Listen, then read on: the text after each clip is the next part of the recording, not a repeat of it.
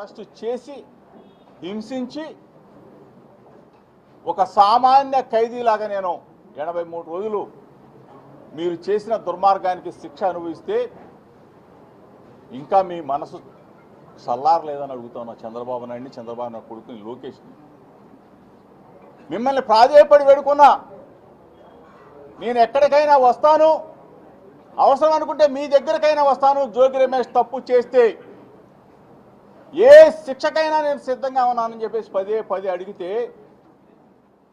మీకు భార్య బిడ్డలు ఉన్నారు, రమ్మని చెప్పేసి ప్రాధేయపడి అడిగితే రాకపోగా నేను దుర్గగుడికి వెళ్ళి అమ్మ దుర్గమ్మ సాక్షిగా ప్రమాణం చేస్తే సిబిఐ దర్యాప్తు కోరితే వెంటనే అరెస్టు చేసి 83 రోజులు నెల్లూరు జైలు, విజయవాడ జైలు, ఆఖరికి మదనపల్లి జైలు 3 జైలు తిప్పారే.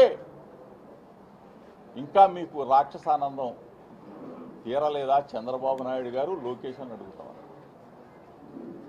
అంటే ఏం తప్పు చేశానని చెప్పేసి మీరు అంటే బలహీన వర్గాల పక్షాన నేను మాట్లాడటం తప్ప, వైఎస్ఆర్ కాంగ్రెస్ పార్టీ జెండా పట్టుకోవటం తప్ప, ప్రజాస్వామ్యంలో మీరు చేసే అరాచకాలని, ప్రభుత్వం చేసే ప్రజా వ్యతిరేక విధానాలని నా గొంతుక వినిపించడం తప్ప, అది చేస్తే నన్ను నా కుటుంబాన్ని జైల్లో పెడతారా? మొట్టమొదట 2 నెలలకే అకారణంగా అన్యాయంగా అమెరికాలో ఇంజనీరింగ్ చేసి అక్కడ ఉద్యోగం చేస్తున్న నా కొడుకుని ఇక్కడికి ఎలక్షన్స్కి వస్తే అరెస్టు చేసి అకారణంగా 2 నెలల నుంచే మీరు ప్రభుత్వంలో అధికారంలోకి వచ్చే 2 నెలల నుంచే స్టార్ట్ చేశారే. అంటే మేము రాజకీయాల్లో ఉండకూడదా? మేము మాట్లాడకూడదా? ఇది రాజరిక వ్యవస్థ అని అడుగుతా ఉన్నా. ఎక్కడికి వెళ్ళిపోతా ఉంది? 83 రోజులు మీరు నన్ను నిర్బంధించి చాలక, జైలు జీవితం అనుభవించింది చాలక, నేను నిన్నగాక మొన్న ఏం మాట్లాడా? మీడియా మిత్రులందరూ కూడా నేను మాట్లాడిన వీడియో క్లిప్పింగ్స్ అందరూ కూడా ప్లే చేయండి. నేను అనకూడని మాట్లాడాను అన్నానా చంద్రబాబు నాయుడు కానీ, లోకేష్ కానీ?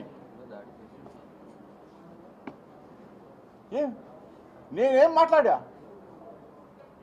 కల్తీ లడ్డు కేంద్ర దర్యాప్తు సంస్థలన్నీ కూడా, కేంద్రంలో ఉన్న ల్యాబ్స్ అన్నీ కూడా, కేంద్ర ఆధ్వర్యంలో జరుగుతున్న ల్యాబ్స్ అన్నీ కూడా సర్టిఫై చేసి అందులో ఏమీ లేదని చెప్పేసి సిబిఐ రిపోర్టు క్లీన్ చిట్గా ఇచ్చిందని చెప్పేసి మీరు కల్తీ అని చెప్పేసి మిమ్మల్ని మేము అడిగితే, లోకేష్కి బుర్ర పోయింది, పాడైపోయి అంటే చిప్పు పోయిందని కూడా అనకూడదా? చిప్పు దొబ్బిందని అనకూడదా?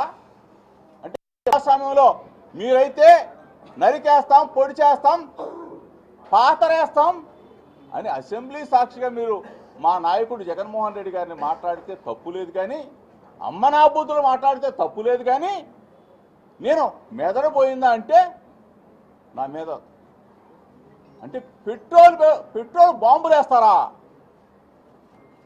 అంటే ప్రజాస్వామ్యంలో ఒక బలహీన వర్గాల వ్యక్తి ఇంటి మీద, వ్యక్తి కుటుంబాన్ని హతమార్చాలనో, మట్టు పెట్టాలనో ఇంత దుర్మార్గం, ఇంత రాక్షస ఆనందానికి మీరు పొందుతారా?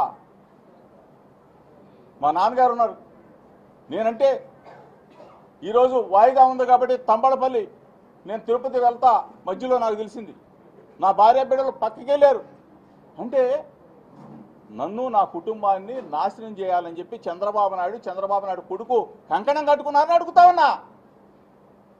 ఏం తప్పు చేసామని అడుగుతా ఉన్నా. ప్రజాస్వామ్యంలో మేము మాట్లాడటం తప్ప అంటే బుర్ర నీకు పాడైపోయిందంటే నిజంగానే పాడైపోయింది.